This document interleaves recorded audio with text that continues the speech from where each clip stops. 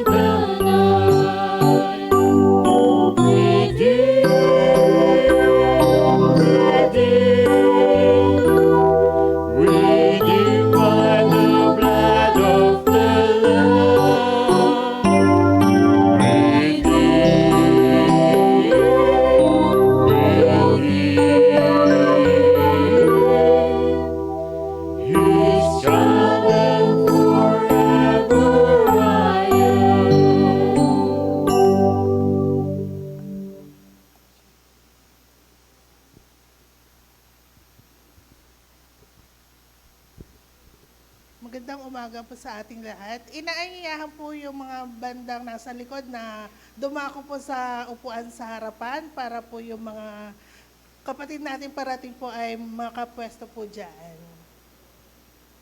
Thank you po. At ngayon po ay dadako tayo sa pagbasa ng tawag sa pagsamba na matatagpuan sa mga awit 18 verses 1 to 3.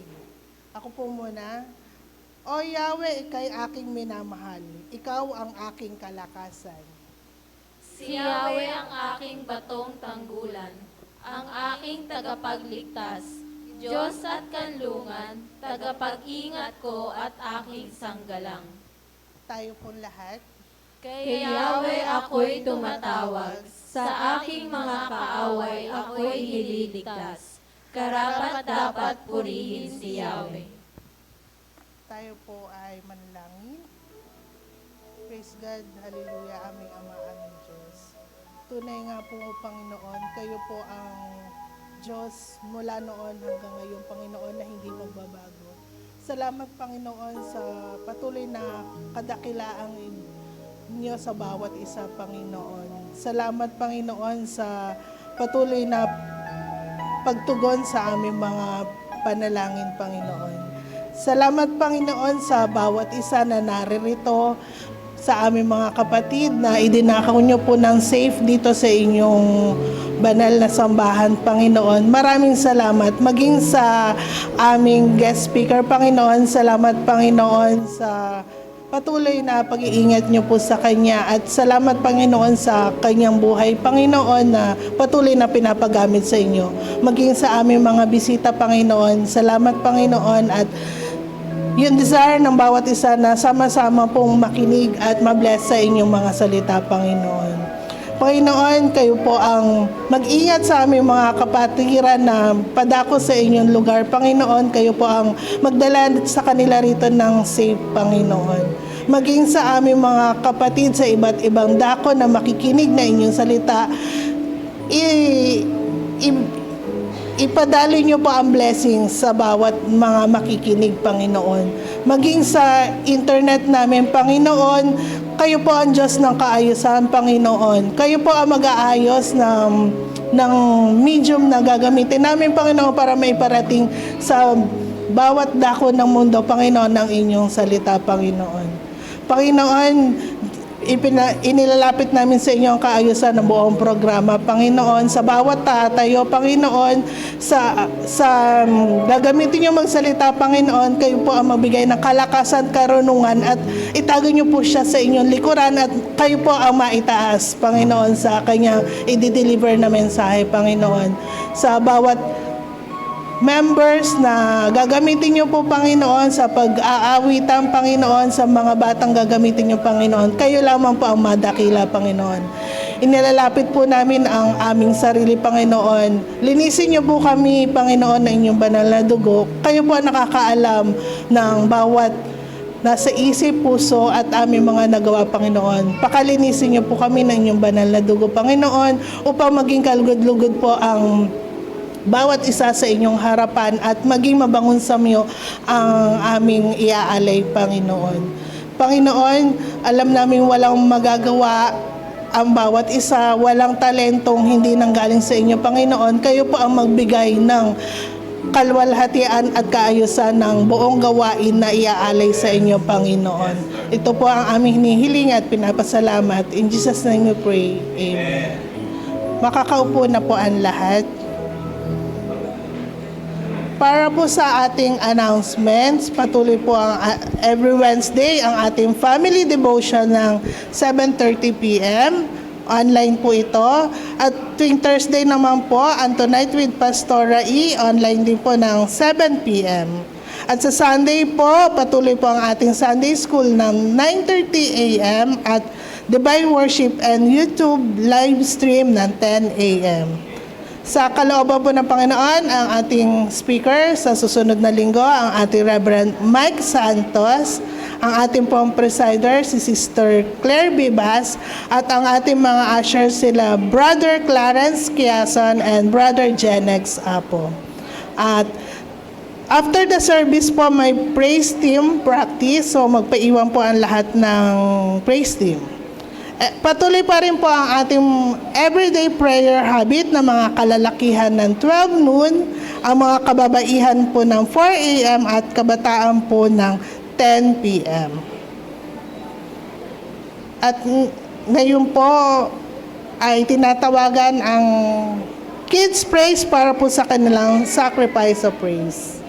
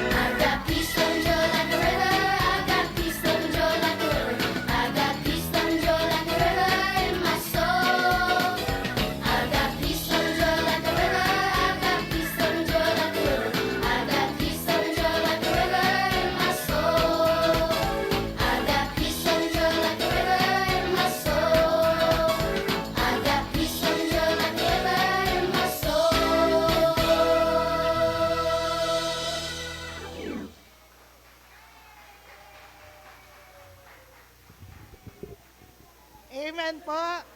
Salamat, Kids Praise. Mukhang ligayang-ligaya ang ating mga parents at tagapagturo. Purihin po ang Panginoon sa buhay ng mga batang iyan. At ngayon po ay dadako po tayo sa ating greetings and praise and worship na pinangungunahan po ni Sister Mona Geo Buatis.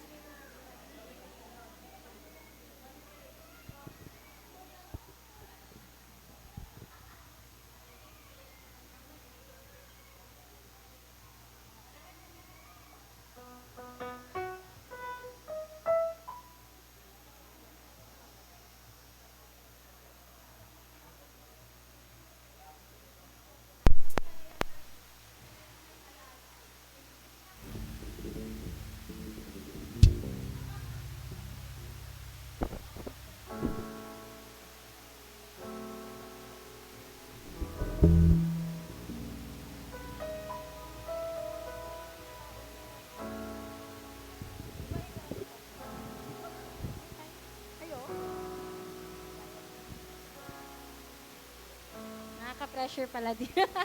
Good morning po. Ay, parang hindi po nagalmusal. Good morning. Please greet everyone. Teka lang, nahilo ako. Ayan, pakibati niyo po yung nasa harapan, nasa likod, nasa gilid ng good morning. Ayan, ngayon po, bago tayo dumako sa ating pag-aawitan, awitan muna natin ang birthday song ang sino ba? Kapatid na China. Isa po dun sa sumayaw kanina. Ayan, ang aming Little Miss You. China, inaayakan dito sa harapan. Ayan, happy birthday din kay Jillian. Hello, Jillian. At kay Julia. Ayan, sige po tayo po ay tumayo at batiin natin ating kapatid at awitan natin ng happy birthday. Happy birthday to you. Happy birthday.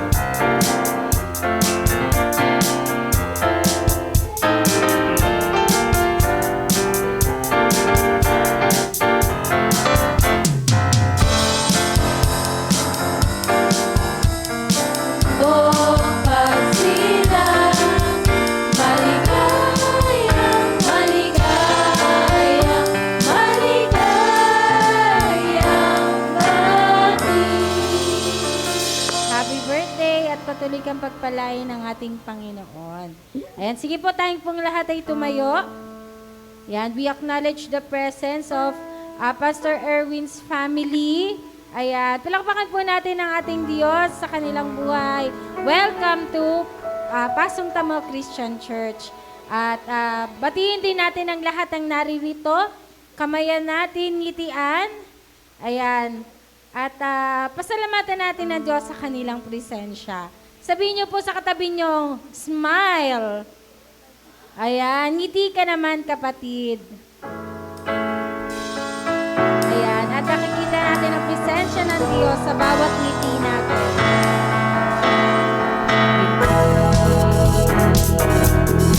Ika'y gumaganda.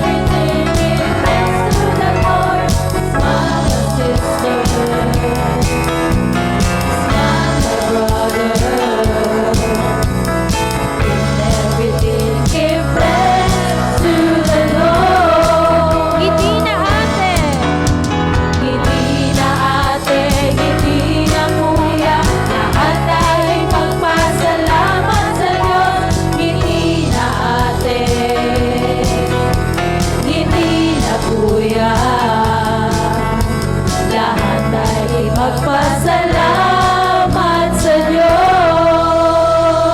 Palakpakan natin ang Diyos, dakilang Diyos. Yan na po ba yung pinaka-the best? Yung pinaka-the best po yung nag-uumapaw. Ayan, amen. Sige po. Balik natin ang papuri at nag-uumapaw na pagsamba sa ating Diyos na buhay. Sabayan natin ang pagpalakpak at pakindak ang ating papuri sa ating Diyos. Let us give praises and honor to our Lord Jesus Christ. Jesus, napakabuti mo. Di ka nagbabago. Ikaw ay palaging tapat sa iyong mga salita. Jesus, ang puso ko'y namamangha. Umaapaw sa pagsamba. Ang ngalan mo'y pupurihin magpakailanman. Jesus, napakabuti mo. Di ka nagbabago. Ikaw ay palaging tapat sa iyong mga salita. Jesus, ang puso ko'y namamangha. Umaapaw sa pagsamba. Ang ngalan mo'y pupurihin magpakailanman. Di masusukat ang pag-ibig mo sa akin. Katapatan mo ay hindi nagmamaliw. Ang pangalan mo ay dadakilain. Jesus, napakabuti mo. Di ka nagbabago.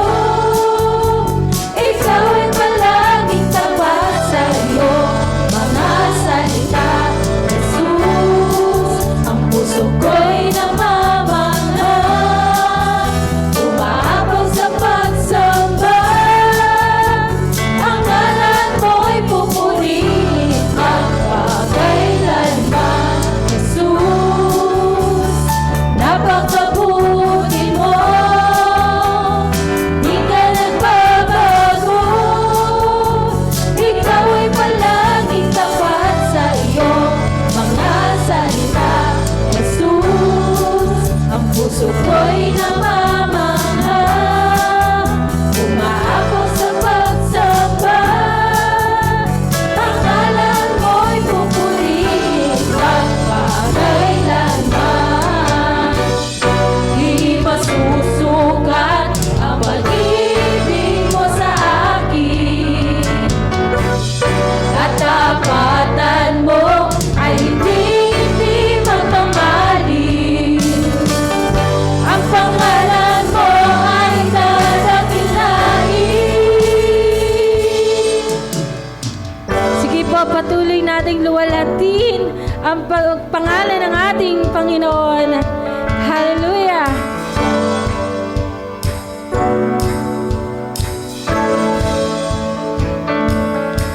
Luwalhati at papuri, pasasalamat sa iyo lamang. Luwalhati at papuri, pasasalamat sa iyo lamang. Luwalhati at papuri, pasasalamat sa iyo lamang. Luwalhati at papuri, pasasalamat sa iyo lamang.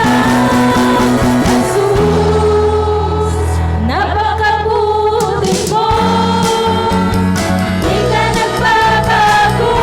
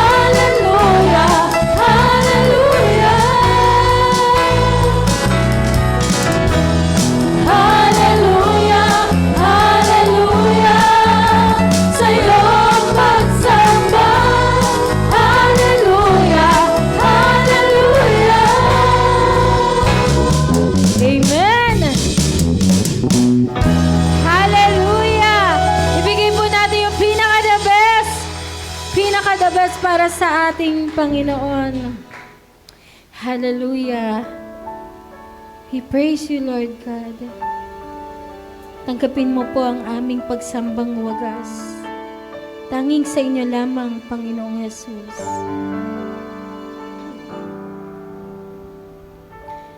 Hinalang biyaya kabutihan mo, O Diyos, muli akong namamangha sa iyo sa pangangailangan ng puso'y kinalinga mo. Hayaan mong yakapin ka ng pag-ibig, awitan ka ng pagsamba. Wagas, itataas mo ang puso, isipan at lakas ay tanggapin, O Diyos, at kalugdan habang nabubuhay, ika'y aking handugan ang pagsamba. Wagas, itataas mo ang puso, isipan at lakas, pagkat ako'y umiibig sa'yo. Kalwalhatian mo ang saysay ng buhay ko.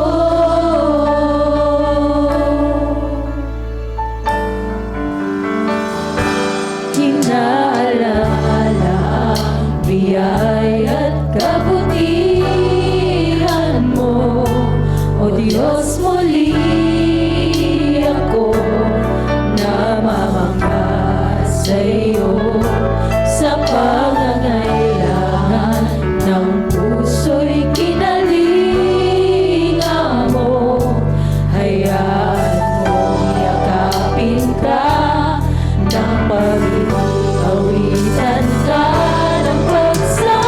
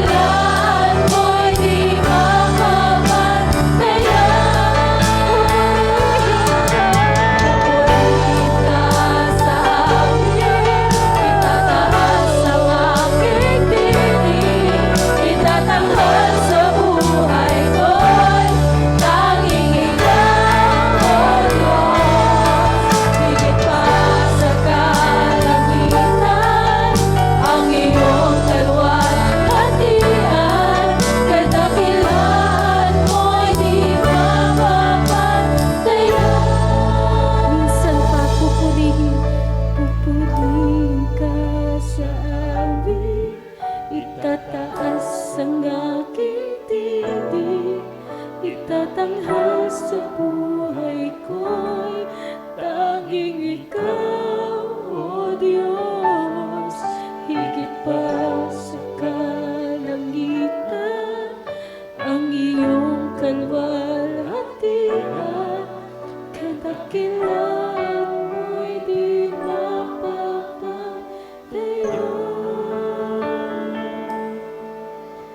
Jesus.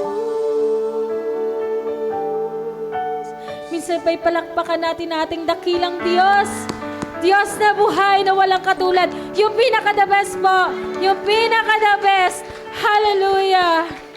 Purihin ka, Panginoon. Tunay nga, Panginoon, kami naharirito. Nais naming ipagkaloob sa iyo ang aming pagsamba. Nag-uumapong na pagsamba. Wagas na pagsamba na nararapat para sa iyo. Panginoong Jesus, tanggapin mo po ang aming papuri. Ang lahat ng sinambit ng aming mga labi, aming inaawit, ay buong puso naming inaalay sa inyo. Ikaw ang aming dakilang Diyos, Diyos na buhay na karapat-dapat na itaas at sambahin. Panginoon, salamat po dahil napakabuti mo, tapat ka sa iyong mga pangako. Kami ay lubos na nagtitiwala sa iyo at kahit kailan na hindi kami nabigo. Salamat po, Panginoon. Salamat dahil ikaw ang aming sandigan, ikaw ang aming kalakasan, nagbibigay sa amin ng buhay, ng pag-asa araw-araw. Salamat po, Panginoon. Hindi ka nagkukulang sa amin. Bagamat hindi kami karapat-dapat, salamat pa rin, Panginoon, dahil ang pag-ibig mo ay hindi nagbabago mula noon hanggang ngayon at sa magpakailanman. Kaya, Panginoon, tanggapin mo po ang aming pagsambat pasasalamat. Kulang pa ang lahat ng ito, kaya hayaan mo kami ay mag-alay ng aming buhay sa iyo. Ang laririto, Panginoon, lahat ay nagkakaisa. Ikaw lamang ang sinasamba, Panginoong Jesus, wala nang iba. Sa inyo po ang papuri, pagsambat, pasasalamat sa matamis na pangalan ng aming Panginoong Jesus. Lahat po'y magsabi ng Amen at isa pa pong malakas sa palakpak para sa ating Diyos.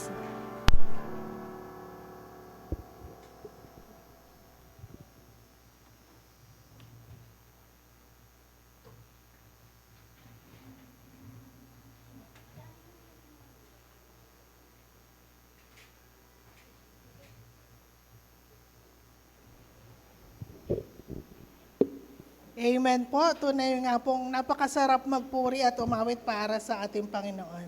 Ramdam na ramdam po natin yung presensya ng Panginoon. At ngayon po ay dadako na po tayo sa pakikinig ng salita ng ating Panginoon.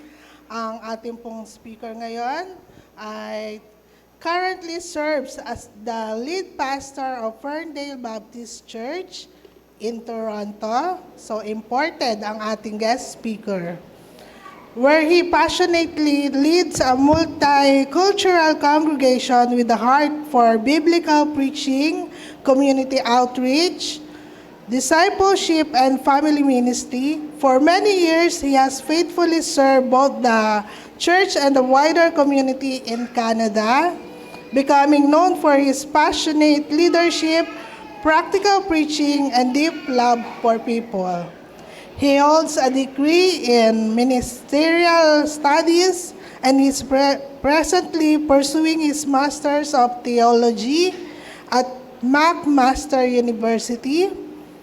In addition to pastoral ministry, he also serves as board member of Toronto Baptist Ministries and Canadian Baptist Ministries, continuing his commitment to strengthening churches and supportive ministry initiatives both local and beyond. He is joyful, accompanied in life and ministry by his loving wife. So get well soon kay Ma'am Lloyda Hardin. Together, they are blessed with loving family, including their daughter, Micaela, and son-in-law, Azam. Palakpakan po natin. As well as their precious grandchildren, Benaya is 3 years old and Moses is 1 year old. Ayan rin po sila. Cute na mga bata. Also traveling with them are Liz and their dear lost Dr. Tai Adebabaye. He is likewise Baptist minister in Canada together with his lovely wife, Lady Marian. Yes. Beyond titles and accomplishment, Pastor Erwin's greatest passion in serving God, strengthening families, encouraging people through God's Word, and reminding others that no matter what season of life they are in, God remains faithful. Yun, para po yun sa bisita natin. Ang gusto ko lang sabihin, talagang nagpapasalamat po tayo sa buhay ng ating pastor. Talagang win na win sa pag-soul winning. Without further ado, please join me in welcoming our guest speaker, Reverend Erwin Hardin.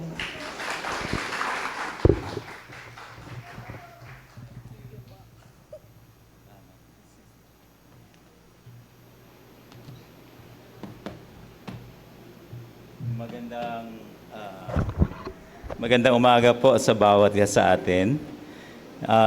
Umpisan ko po ngayon pa lang, hingi po ako ng paumanhin kasi magsasalita po ako ng maraming English. And I know each one of us here, we are so excited to be here. Amen? Sabihin po natin sa ating mga katabi, tell it to the people beside us, so the person beside us, God is so good. Sabihin po natin, God is so good. Amen?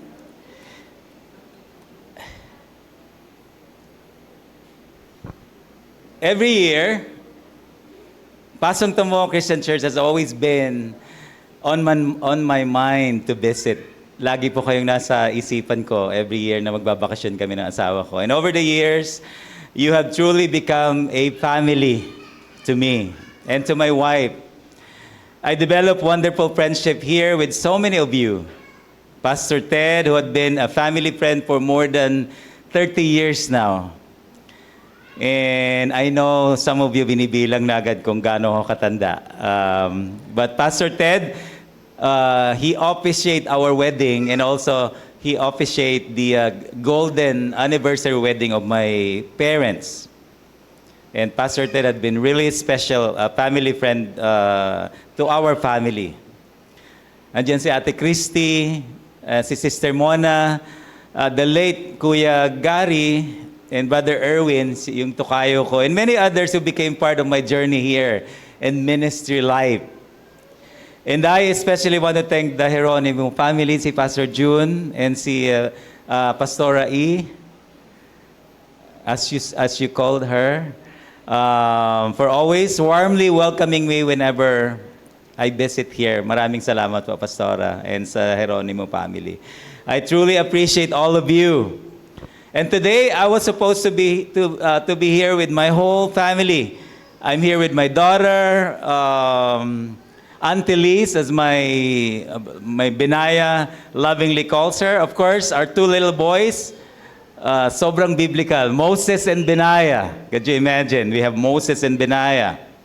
And also, a special part of our family, Dr. Tai and Lady Marian, the parents of my son-in-law, Adam, who's not here.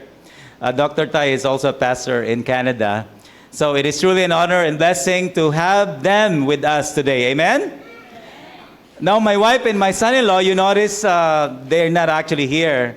They wanted to be here today, but sadly, they could not make it because they were both suffering from dehydration. And we even had to rush Adam to hospital. So when you think about in Canada, we have really cold weather and coming over here, and we have 42. Napakainit po talaga. And I guess we got a little too excited with the Philippine heat. Because in Canada, we complain of too much cold. Here in the Philippines, we realize we can also suffer when it is so hot. So now we are learning Canadians need both jackets and electrolytes. Church family is one of the greatest gifts. Amen? And honestly, moments like this reminds us of how precious life really is. And right now, our family is on vacation in the Philippines, and one of our stops was a beautiful island, Palawan. We went there a couple of days ago, and we rode a small boat for almost an hour from Coron to the middle of the ocean. And with us were our little grandchildren, Benaya, 3 years old, and 1-year-old Moses. Just imagine that moment. We were in the middle of that great ocean. Only life jackets, a small boat, open waters with big waves, 2 little children with us. And a boat driver we had just met. Hindi namin kilala. And could you imagine, we were in the middle, and honestly, while riding there, one thought came to my mind and to my heart. Ang sabi ko, Lord, our lives are really in your hands. And God reminded me of something powerful. We are never really in control of our lives. Amen? God is. Ang Diyos lamang ang may control sa buhay natin. Church, sometimes life is exactly what that boat ride. We cannot control the wave. We cannot predict every storm. We do not fully know what tomorrow holds. Hindi natin alam kung ano mangyayari. One phone call can change everything. One medical report can shake a family. One unexpected problem can humble us quickly. That is why a lot of people are asking at times, pag may mga problema, where is God? Does God still care? Is God still in control? And this is exactly the context of Romans chapter 8. The Apostle Paul was writing to believers like us who were suffering, who were struggling, and they were facing uncertainty about Roman oppression. Yet in the middle of suffering, Apostle Paul declares this powerful and wonderful truth about this. He said, and we know that in all things, God works for the good of those who love Him. Mga kapatid, church, our peace is not in the size of the boat. Our peace is in the God who controls the ocean. Amen? Pero syempre, as a human being, you feel scared. You are in the middle of the ocean. But listen, our peace is not in the size of the boat. Our peace is in the God who controls the ocean. Mga kapatid, ang ating kapayapaan ay hindi sa laki ng pera natin. Hindi sa ganda ng work natin. Hindi sa dami ng ating savings sa bangko. Hindi sa ganda ng bahay. Hindi sa laki ng ating mga ari-arian. Ito ay nakabase sa ating Panginoon at kung gaano siya kalaki sa buhay natin. Amen? Hindi talaga natin madadala yung mga ari-arian natin. And today, God wants to remind somebody. I believe this in my heart, including me as the minister, as the guest speaker. Even when life's certain or uncertain, He is still in control. Amen? Kahit ang buhay natin ay walang kasiguruhan, ang ating Panginoon ay sigurado sa gagawin niya sa buhay natin. Tayo po ay manalangin. Let's pray. Father God in heaven, we are so blessed, Lord. Maraming salamat sa lahat ng biyaya, Lord, for all the blessings that you have given to us, Father God. Father God, things may not look good, things may not look different, Father God, the way we want to. But Father God, we know that you are always steady, that you are always in control, and you know what's going on in our lives, Father God, is in your hands, Lord, and we can rest easy that you are going to not forsake us, that you're not going to harm us, Father God. You're going to bless us, Lord. You're going to be with us, Lord, even in our struggle, even in our problems, Lord. Sa kabila ng mga pagsubok na mararanasan namin, Panginoon, naniniwala ako, Panginoon, na ang kapayapaan namin ay sa inyo lamang namin makikita. Purihin ang Diyos, purihin ang ating Panginoon. In Jesus' name we pray. Amen and amen. Amen and amen. Number 1, God's sovereignty is greater than human chaos. Mga kapatid, ang kapangyarihan at paghahari ng Diyos ay mas higit kaysa sa kaguluhan ng mundo. There's a verse in the Bible in Isaiah 46, 9 to 10. It says, I am God and there is no other. My purpose will stand and I will do all that I please. In other words, God is in control. And kayang gawin ng ating Panginoon ang gusto niyang gawin sa buhay natin. Hindi tayo ang may control sa buhay natin, kundi ang ating Panginoon. Theologically, the Bible teaches us that God is transcendent. Sabihin po natin, transcendent. Ang Diyos ay higit sa lahat at lampas sa ating ganap na pangunawa. Ang ibig sabihin po ng transcendent, God is beyond us, greater than us, and not limited by this world. We need to be reminded, brothers and sisters, mga kapatid, i-remind natin ang bawat isa, ang ating sarili, na ang ating Panginoon ay napakataas at napakamakapangyarihan. Amen? Sometimes the world looks chaotic. Chaotic means maraming nangyayaring mga kaguluhan. There are wars happening around the world. Corruption, and you know what's going on in our country right now. Sickness, economic struggles, broken families. Problema sa financial. The other day, my brother sent us a message that truly made our family so sad. He has worked as a line supervisor for Lufthansa for more than 35 years, faithfully serving the company for most of his life.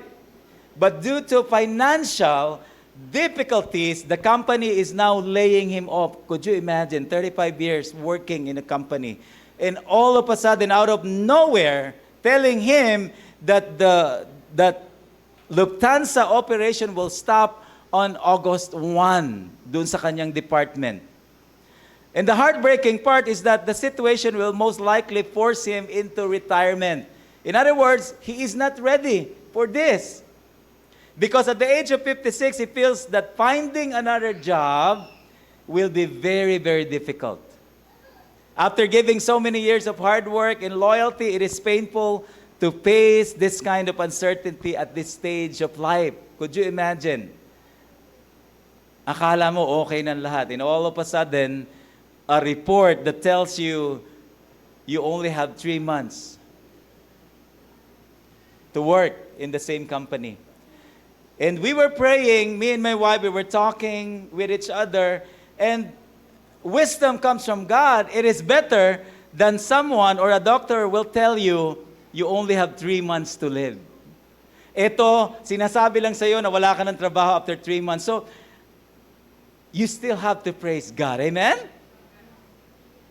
When I think about what is happening, regardless of all of this, the war, corruption, financial difficulties, all of this, heaven is never in panic mode. Amen? Ang ating Panginoon is never in panic mode. God has never called an emergency meeting or a press con. Oh, may problema ang mundo. The world is suffering right now. We need to have a general meeting or a press conference na gaya ng ginagawa ng ating mga politician. But God is in control. The throne of God has never been shaken. Amen? Kahit anong nangyayari sa buhay natin, whatever is happening right now, the throne of God has never been shaken. And tayo mga Kristiyano, we need to understand that we should know it well. That life is very uncertain. And I'm looking at Ate Christy, and it reminded me of Kuya Gary the last time. When I visited you, it was February 14. I remember that. It was Valentine's Day. And I had a conversation, just a short conversation with Kuya Gary. And he told me, he said, Pastor Erwin, I am so blessed to hear that message. I'm going to be more serious with God. And for all we know, after 7 days, God called him. And when you think about the uncertainty of life, we are planning something, and yet God has a different plan. Amen? And when I think about my kuya, my brother, he has so much plan. And all of a sudden, God is telling him, I have other plan. So what does that tell us? Every day we need to worship the Lord. We need to ask the Lord that He will give us His peace, not our own peace. Because at times, yung peace, yung kapayapaan natin, hinahanap natin doon sa ganda ng ating hanap buhay, doon sa ganda ng ating pangangatawan, at kapag tayo ay nag-exercise, we will live longer. Wala pong kasiguruhan yun. Why? Because our life is in the hands of God. Amen? The throne of God has never been shaken. When I think about this, I think about Joseph. When we think of him, it looks like he had a perfect life. Remember Joseph, the dreamer? God gave him dreams in Genesis 37, chapter 37. God gave him dreams, but instead of promotion, he experienced what? He experienced betrayal. Instead of favor, what did he get? He gets slavery. Instead of reward, they put him in prison. When we think about, ang ganda ng malapit si Joseph sa Diyos. He was so close to God that God allowed him to interpret dreams. Minsan, every time, there are people that we thought is very close to God, who had a perfect spiritual life, and all of a sudden, we question, how come he has so much problem? How come he is experiencing this chaos in life? Joseph experienced this in his life. Yet through it all, God never abandoned Joseph. In Genesis 39:21 says, "But the Lord was with Joseph and showed him mercy." In other words, even in those struggle, God is with Joseph. Brothers and sisters, even when we are struggling, even when we are in the midst of suffering and pain, always remember that God is still in control of your life. Amen? Last night, it was really hard for us to sleep because my son-in-law was vomiting up to 2 a.m. And we were praying and praying and praying until 2 a.m. They need to rush him to the hospital. And for some reason, we still managed to sleep after praying. Why? Because our peace is not in the size of the boat. Our peace is knowing that God is in control. Amen? That He will take care of my son-in-law. Amen? And this morning, when my brother picked him up, and we got the report from the doctor, there is no what you call toxic. In other words, because if you're Canadian, chances are if you drink water, because our water there is different from here, and our worry is he might get infected with virus. And God is a good God. Amen. There was no virus, and everything is good. He just needs to rest. That is the God that we serve. Amen. He allow us to sleep, and that's why there's a verse in the Bible. To those of you who are weary and burdened, I will give you rest. Amen. And you know what? This is the doctrine of divine providence. Ito yung doktrina ng banal na pagkalinga at pagmamahal or pamamahala ng Diyos, divine providence. In other words, He will take care of you and me. Amen? Ibig sabihin ay ang Diyos ay patuloy na kumikilos, patuloy na gumagabay, at may control sa lahat ng bagay kahit hindi natin ito naiintindihan sa kasalukuyan. Minsan nakakaranas tayo ng problema, hindi natin naiintindihan ang nangyayari. Diba? And minsan, we are in a situation wherein we don't have a choice. We are trapped in the middle of it. Brothers and sisters, the doctrine of divine providence, God will take care of you. Amen? Kaya nga, minsan kapag tayo ay may mga tagumpay, ang lagi nating sinasabi, glory to God. Hindi dahil sa atin, dahil magaling tayo, we give glory to God. Providence means God is actively sustains. Amen? He actively governs and guides all things towards His divine purpose. He is always there. And that's why si Joseph later declared, this is so powerful. He said, you intended to harm me, but God intended it for good. Joseph did not say, God merely used evil afterwards. No. Brothers and sisters, this is theological depth. Human responsibility exists, yet God's sovereignty still prevails. Amen? It is such a blessing to know that as Christian, God is with me. Say this to ourselves. God is with me. Sabihin po natin ito. God is with me. Amen? Maybe someone hurt you deeply. Maybe you were rejected, betrayed, or not treated the way you deserved. And sometimes, mga kapatid, those wounds stay in our hearts longer than we admit. You smile in front of people, but deep inside, there is still pain. I want to encourage you today. What people did to you does not define your future. And I know there are people here who were mistreated. There are people here, I would say they were bullied. And there's a deep hurt in them. Listen to this. People may fail you. Friends may leave you. Even those closest to you may disappoint you. But God will never abandon you. Amen? Remember Joseph was betrayed by his own brothers. By his own brothers. Biological brother. He was misunderstood. He was forgotten. He was treated unfairly. Yet God still used his pain for a greater purpose. Meron palang purpose ang ating Panginoon doon sa mga pain, yung mga sakit, yung mga pinagdadaanan ni Joseph. Brothers and sisters, your wounds do not cancel God's plan for your life. Stay faithful to God. You know, sometimes the very pain that almost broke you becomes the testimony God will use to strengthen others. You know, I believe this in my heart. The pain will become a message that I can share with other people. And at times, because I love to tell stories, my own stories. And when I think about all those stories, most of them are not, I would say sometimes it hurts, but it became a message to other people.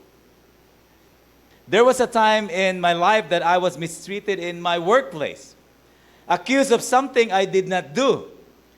And I got fired eventually. And the same day, listen to this story. I got a call from a company I applied from the past. This is the same day I got fired. It was Wednesday, I still remember. And it was 10 o'clock that I was sent home with the check because I didn't do anything. They said they don't need me anymore. And they gave me the check as, you know, as my separation pay. Telling me to, and then that was 10 o'clock, Wednesday, 10 o'clock in the morning. And then 11 o'clock when I went home, I was actually crying. Though I said, it's okay, I'm a Christian, God will take care of me, God will deliver me, God will sustain me, God will give me a job. But I never suspected that the company that I applied, I think it was like 6 months ago, called me on the day that I got fired and telling me to report, telling me that I can start ASAP as soon as I have my requirements submitted. That is what you call divine providence. Amen? You are in the middle of problems and yet God is already cooking something that God will bless you something. Amen? That is what I'm telling to my brother. God, probably a closed door, a closed door just right in front of you. But I believe this in my heart. God will open a new door. Amen? And if there's any one of you right now who is struggling with something, you just have to be faithful to God. Because God is a faithful God. Amen? God's sovereignty is greater than human chaos. Mga kapatid, maniwala tayo na ang kapangyarihan at paghahari ng Diyos ay mas higit kaysa sa kaguluhan ng mundo. Kaysa sa problema na nararanasan natin. Divine providence. Amen? Number 2, God's control does not remove the storm. It gives peace in the storm. God's control does not remove storms. It gives peace in the storm. In other words, mga kapatid, may mga time sa buhay natin na ang storm nandyan. Pero ang ibibigay sa atin ng Panginoon, yung kapayapaan. Amen? Nakaranas na ba kayo na kahit marami kayong problema, nakakatulog kayo? Di ba? Nanalangin tayo, we prayed, and we wake up in the morning, that was a good sleep. And then, all of a sudden, pero may problema pa rin ako. Pero binigyan ako ng Panginoon ng maayos na kapahingahan. Why? Because God's control does not remove the storm. It gives peace in the storm. Remember the story in the story when our Lord Jesus Christ, when He rebuked the storm? In Mark chapter 4, He got up, rebuked the wind, and said to the waves, "Quiet, be still." The disciples panicked because they focused on the storm more than the Savior. Minsan ganyan tayo. Nakapokus tayo sa problema, hindi tayo nakapokus sa ating Panginoon.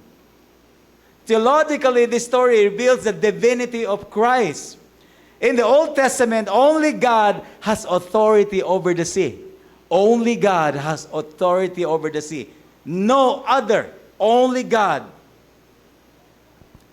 And if you want to prove, in Psalm 89:9 it says, "You rule over the surging sea; when its wave mount up, you still them." Yet Jesus rebuked the storm with His words. Why?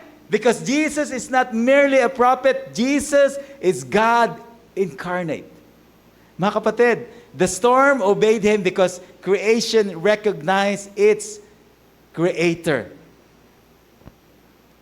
I am so convicted that our Lord Jesus Christ, having a relationship with our Lord Jesus Christ, will give us peace.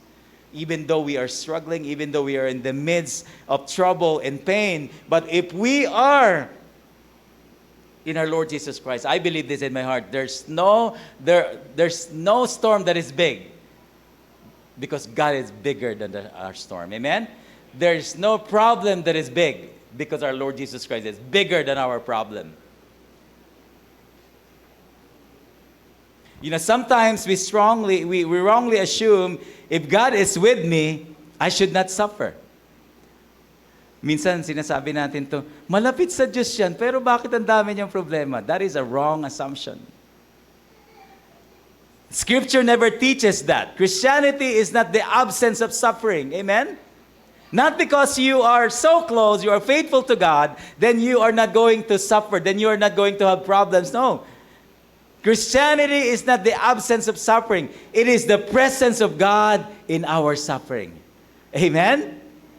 It is the presence of God. Even Jesus said, our Lord Jesus Christ said in John 16:33, "In this world you will have trouble. But take heart, I have overcome the world." Church, faith is not denying reality. Faith is believing God is greater than reality. Amen?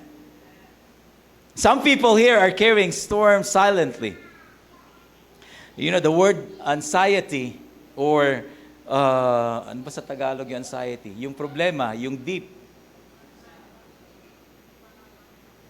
Depression. Balisa. Yeah? Financial pressure. And I believe this in my heart, all of us are facing financial pressure. Family pain. Hidden fears. And I know some of you, especially the mothers here, you have hidden fears. Especially if you have children, small children, or if you have teenagers, you have hidden fears. You have family pain. Me, hidden fears, my children. And we are carrying this in our life. And sometimes we ask, Lord, why are you silent? Lord, asan ka? Saan ka, Panginoon? But silence does not mean absence. Amen? Hindi ibig sabihin, tahimik ang ating Panginoon ay wala siya. Hindi natin siya nakikita o nararamdaman. Silence does not mean absence. Remember on the cross, Jesus Himself cried. And when you think about what our Lord Jesus Christ said in Matthew 27:46, He said, my God, why have you forsaken me?" And Jesus entered human suffering fully. In other words, it is possible for us to feel that, why is it I don't feel God at all? And brothers and sisters, therefore Christianity is not a distant religion. We worship a Savior who understands pain personally. Because even our Lord Jesus Christ, when He was fully man, when He said, Lord, Lord, why have you forsaken me? That is a clear sign that in this world, there will be times wherein we feel like God is so distant. But this distant is never an absence. Amen? In other words, that's why we still have to pray, even though we don't feel God at all. Ito lagi kong panalangin eh, Lord, allow me to feel your presence. Allow me to feel your presence. You know, one of the most powerful real-life examples of this was the story of, I don't know if you hear this man, his name is Horatio Spafford. And Horatio, he was a very successful lawyer. He was a businessman, and he loved God deeply. Grabe, mahal na mahal niya ang Panginoon. And he was a successful businessman. But suddenly, may nangyari sa buhay niya, a tragedy after tragedy struck his life. Remember the name, Horatio Spafford. First, he lost much of his wealth in the Great Chicago Fire. Remember, he was a businessman. In other words, he was rich. In the first tragedy, he lost much of his wealth in the Great Chicago Fire. Then, listen to this.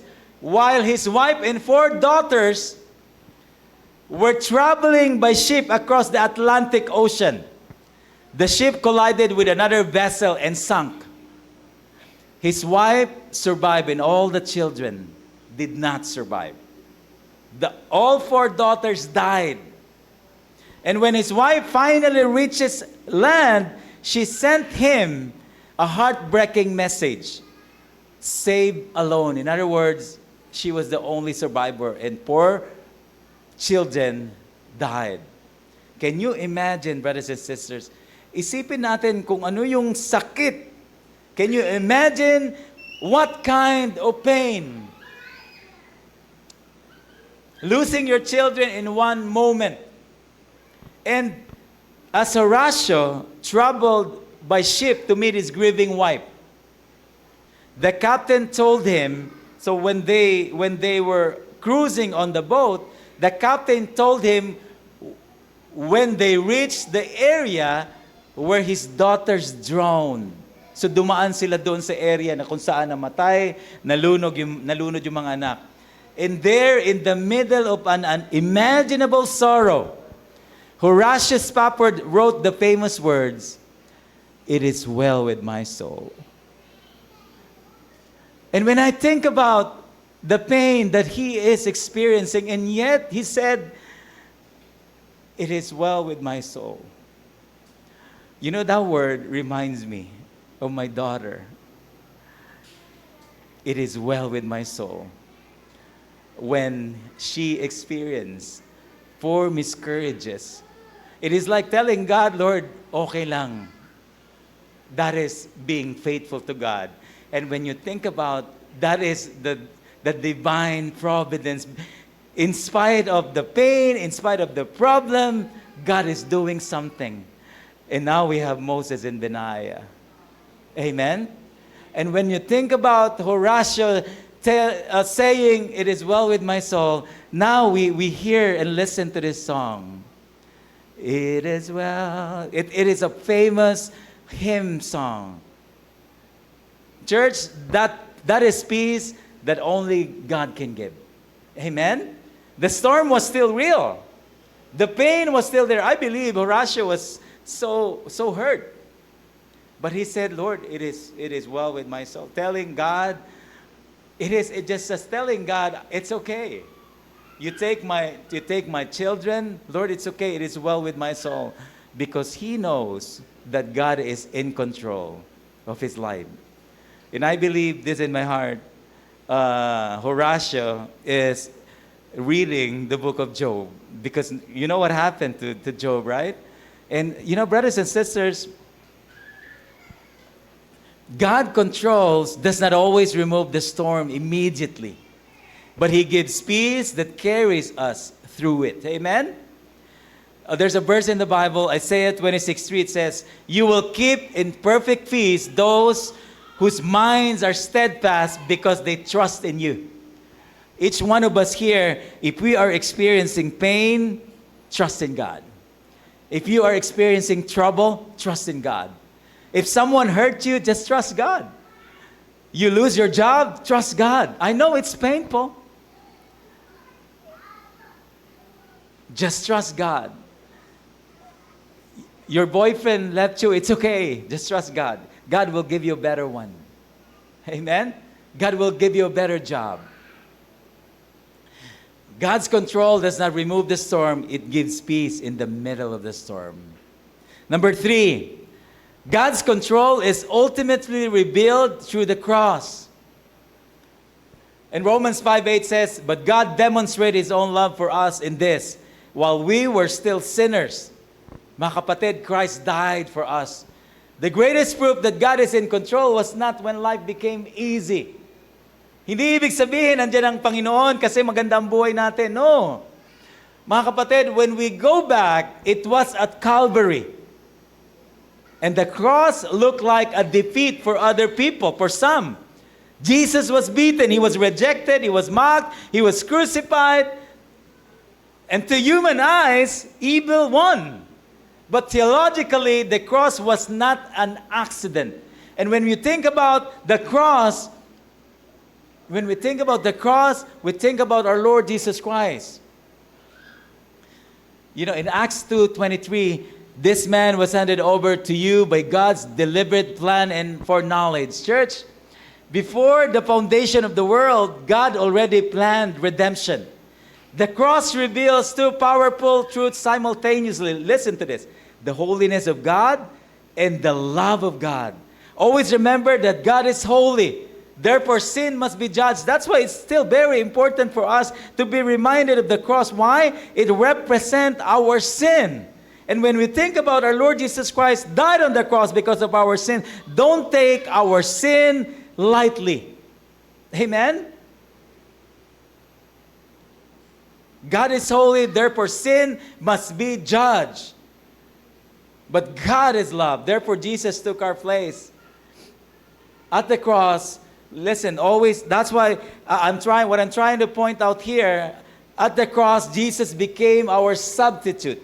This is called substitutionary atonement, meaning Christ bore the punishment we deserve so we could receive the grace we did not deserve. Because of the cross, sinners can be forgiven, you and me, and shame can be removed. Broken people can be restored. Brothers and sisters, church, the resurrection proves suffering does not have the final word. Death does not have the final word. Satan does not have the final word. God does. Amen? God has the final word. You know, when I think about one of powerful example of this is Sir John Newton.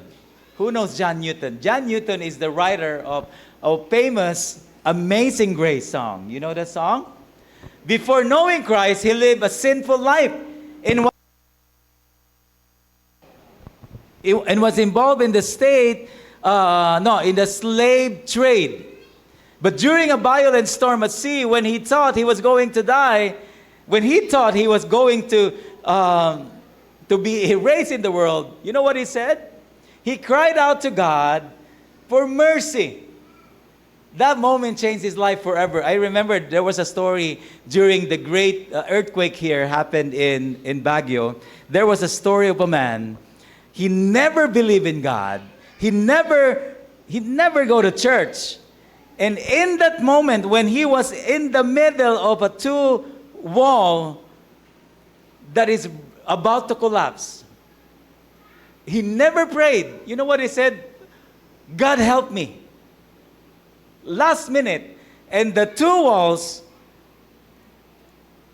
on his side, left and right, fall down. Okay? It fell down, and it did not hit him. Why? It's because two walls, he was in the middle. God helped me, and then the two walls, like this. You know, brothers and sisters, the same with Sir John Newton. When he was going to die, when he was about to be drowned, he cried out to God for mercy. And that moment changed his life forever. And later, John Newton realized that the cross was the greatest proof of God's control and grace. When Jesus was crucified, it looked like evil and evil had won.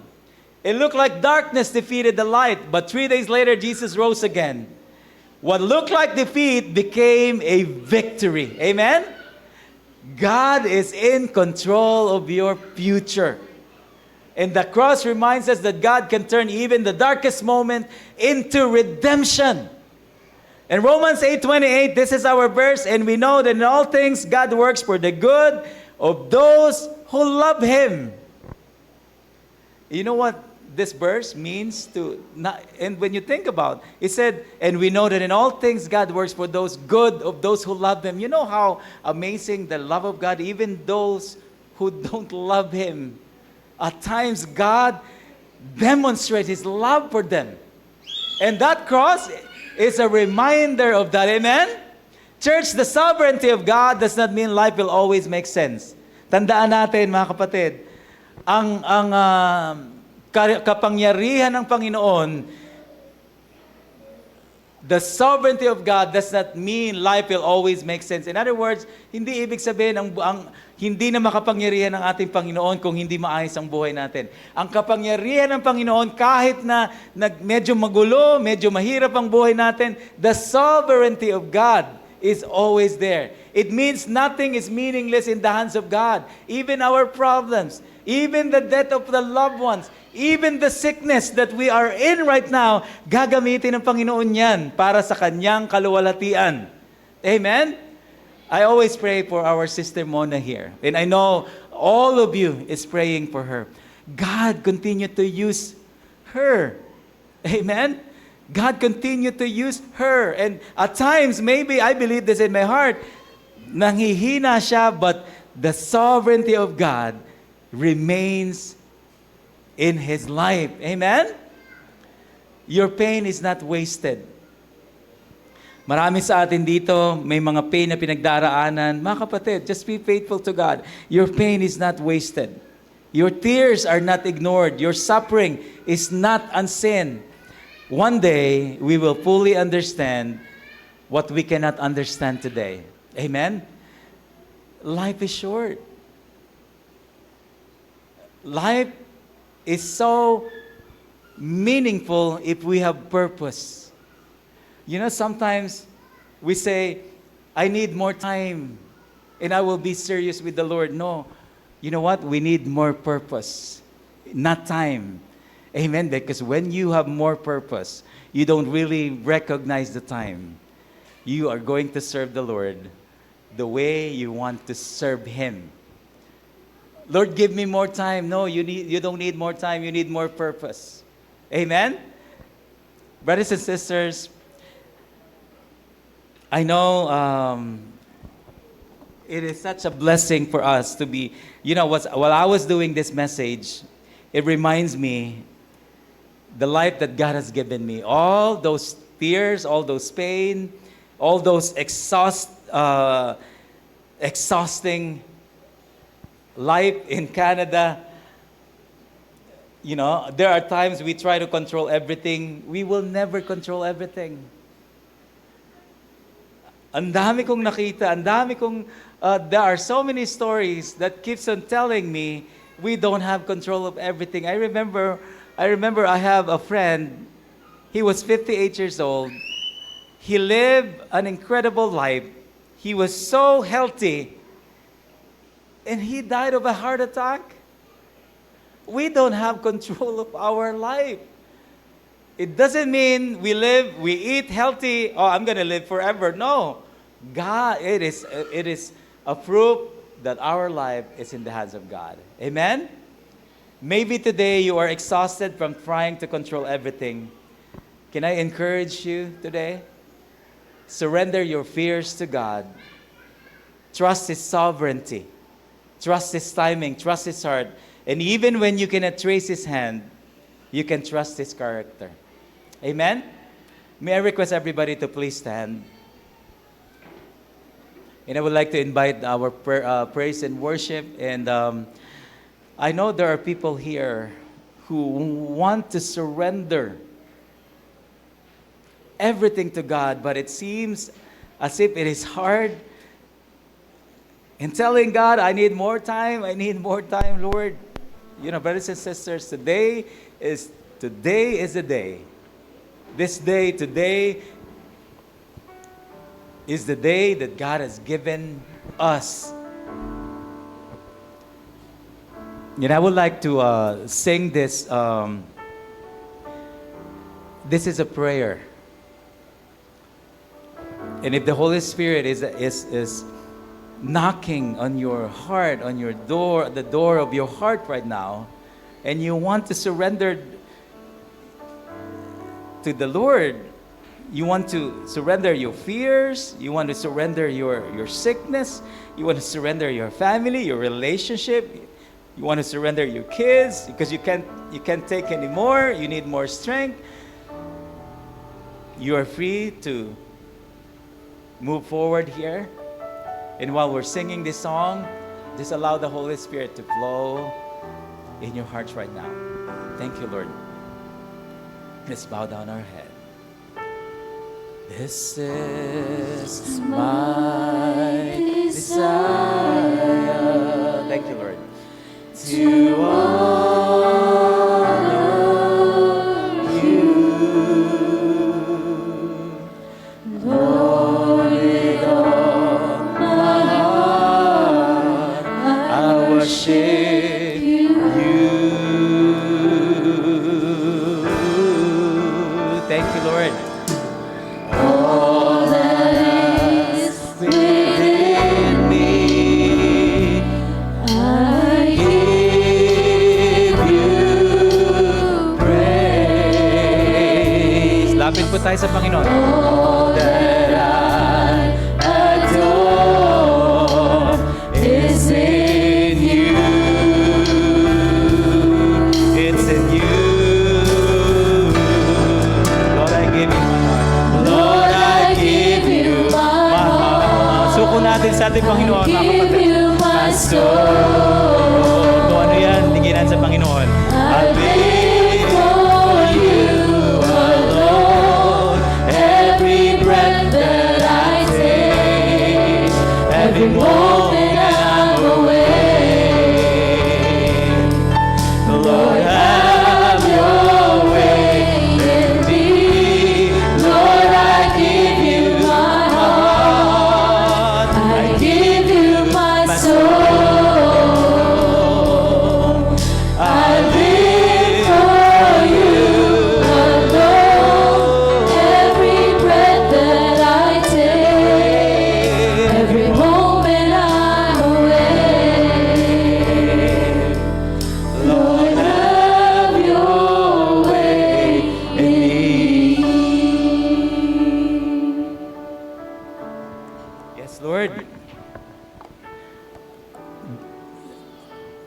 These people here, I believe this in my heart.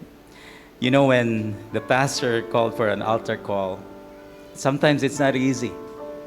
But you know, when you surrender to God, God will help you to move forward. This is a great opportunity. We actually have a minister here. And I would like to ask Pastor Tai, can you please help? I would like to pray for these people here. And I know there are people here who are suffering or struggling. God can do anything. Pastor Tai.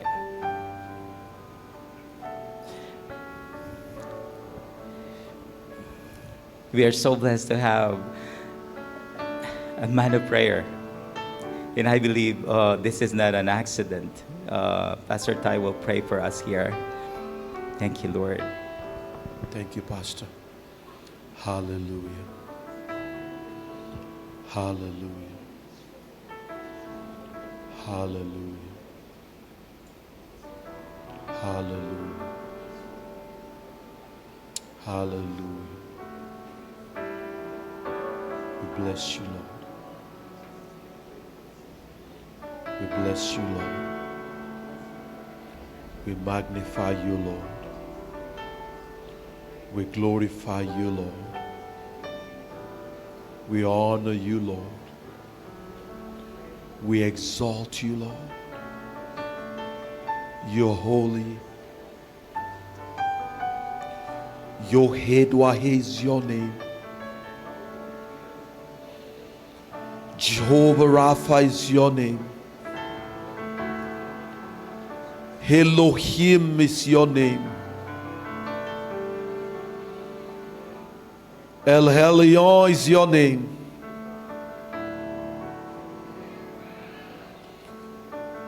Jehovah Makadash is your name.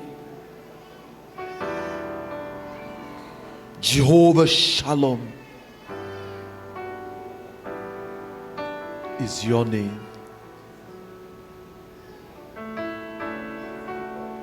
Jehovah Nissi is your name.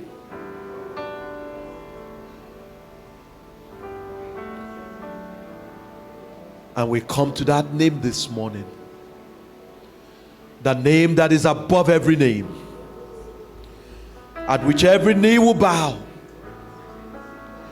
every tongue would confess that Jesus is Lord. Father, the scripture says in Matthew chapter 11 that when night came, they brought all kinds of people to the Lord. People with sickness, people with various ailments. And the Bible said the Lord Jesus touched them, healed them, and they went home with joy. Father, your sons and daughters, your people have come to this altar this morning, not because Pastor Owen called them, but because your spirit was drawing them. And Lord, they've come empty. Some have come this morning with their soul panting after you as a deer pants after the waters. Some have come this morning because their life is out of control. And they've heard the word that you're the God who sits high and you look down low. You're the God who holds the future in your hands. Some have come this morning because they're hurting. They're hurting in their soul, they're hurting in their body, they're hurting in their spirit. But Lord, they've come to Jehovah Rapha, the great healer. Some have come this morning, oh God, because they need to give their life over to you again. They think they are the boss, but they're not the boss because you're the El Elyon. And so all these ones who have come, oh God, would you receive them? In the mighty name of Jesus, would you touch them and meet them in the point of their needs? That no one will leave this place this morning untouched. Father, in the mighty name of Jesus, before this week comes to an end, they'll come with a testimony. Father, you put a new song in their mouth, oh God. You put a new dance in their feet. Father, you will put a new testimony, oh God, to their test. Because you're still the God who makes ways where there's no way. You're still the way maker, you're the miracle worker, you're the promise keeper. So Father, whatever you've done in their lives today, oh God, may they come back with testimony. May they come back, oh God, rejoicing. May they come back, oh God, giving thanks to you like the one leper who gave thanks and returned to you, God. Meet them in their hour of need. Father, those who are going through relationship struggle right now, there's someone in here right now, your relationship, your marriage is faltering, it's rocky, like it's in a storm. I speak peace to it. I speak calmness to it. I speak the name of Jesus Christ of Nazareth. I speak healing to it. Father, that you bring healing into that relationship. You bring healing into that marriage, oh God. And Father, there's a home right now that is on fire. Not physical fire, but spiritual fire. Even now, in the mighty name of Jesus, I speak shalom to that home right now. That the peace of God that surpasseth all understanding will garrison and guard their minds. They will make the right choice and the right decision, oh God, and they will live for you again. Father, whoever is here this morning that needs to receive you as their Lord and Savior for the first time, because Jesus is coming soon, and soon and very soon we're going to see the King, and the clouds will roll back like a scroll, and time shall be no more. Father, if there's that one today, oh God, I pray in the mighty name of Jesus, before they leave this place, they will bow their knee and confess with their mouth that Jesus Christ is Lord, because you came, Lord Jesus, to die for their sins and to give them heaven as a free gift. We thank you, we love you, we honor you now. In Jesus' mighty name we pray. And everybody said, amen. If you receive that this morning, give the Lord a shout of praise. Give him a hand clap of praise. Give him a hand clap of praise. Believe it in your heart that you receive it, that faithful is he who began your good work. Amen. Thank you, Pastor. Amen and amen. We are so blessed this morning, and I believe it is not coincidence that Dr. Tai, Pastor Tai is here to pray for us. Amen. God bless each and everyone, and I am so blessed, and thank you so much for this opportunity that you have given to me again, and hope to see you again next year. Amen. God willing, and God willing, God bless us all. Amen and amen. Thank you, Lord. Palakpakan natin ating Panginoon. Thank you, Lord.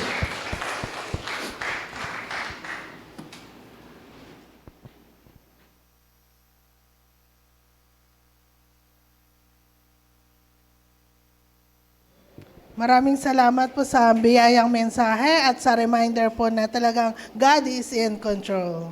Ngayon po ay tatawagan po ang ating tagalikom na sina Sister Sunshine Alaran and Sister Echi Benaventura.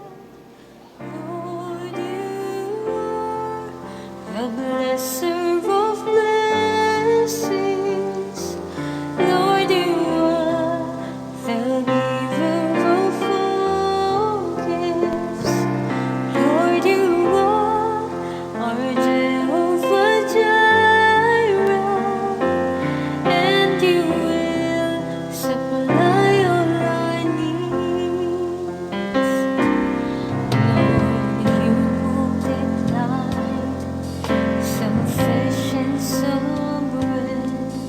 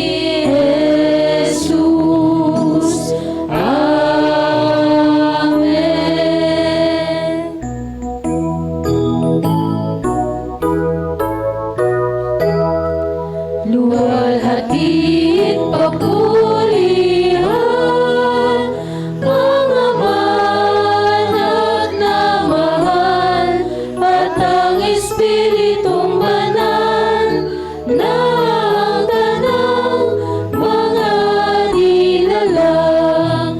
Amen.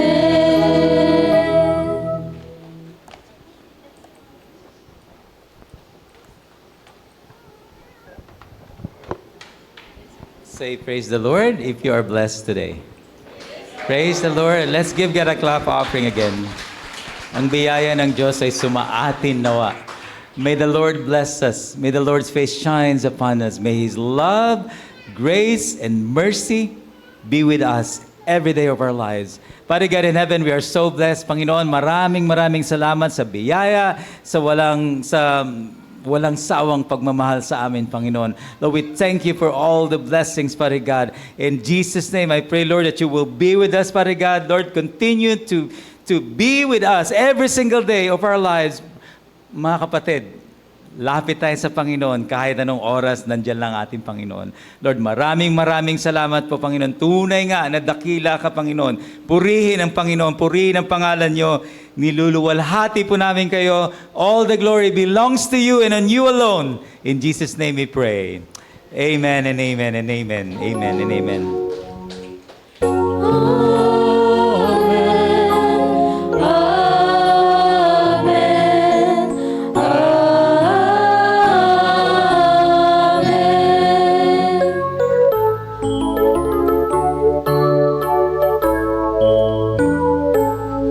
Thanks to God for my Redeemer. Thanks for all that does provide. Thanks for times now but a memory. Thanks for Jesus by my side. Thanks for pleasant balmy springtime. Thanks for dark and weary fall. Thanks for tears by now forgotten. Thanks for peace within my soul. Thanks for prayers that thou hast answered. Thanks for what thou dost deny. Thanks for storms that I have weathered. Thanks for all thou dost supply. Thanks for pain and thanks for pleasure. Thanks for comfort in despair. Thanks for grace that none can measure. Thanks for love beyond compare. Thanks for roses by the wayside. Thanks for thorns their stems contain. Thanks for hope and thanks for fireside. Thanks for hope, that sweet refrain. Thanks for joy and thanks for sorrow. Thanks for heavenly peace within. Thanks for hope in the tomorrow. Thanks to all eternity. Oh, I love you with the love of the Lord. Yes, I love you with the love of the Lord. I can see in you the glory of my King. Yes, I love you with the love of the Lord. Oh, mahal kita sa Panginoon. Oh, mahal kita sa Panginoon. Nakikita ko sa iyong mga mata ang kalwalhatian ng Panginoon. Magandang umaga po and God bless.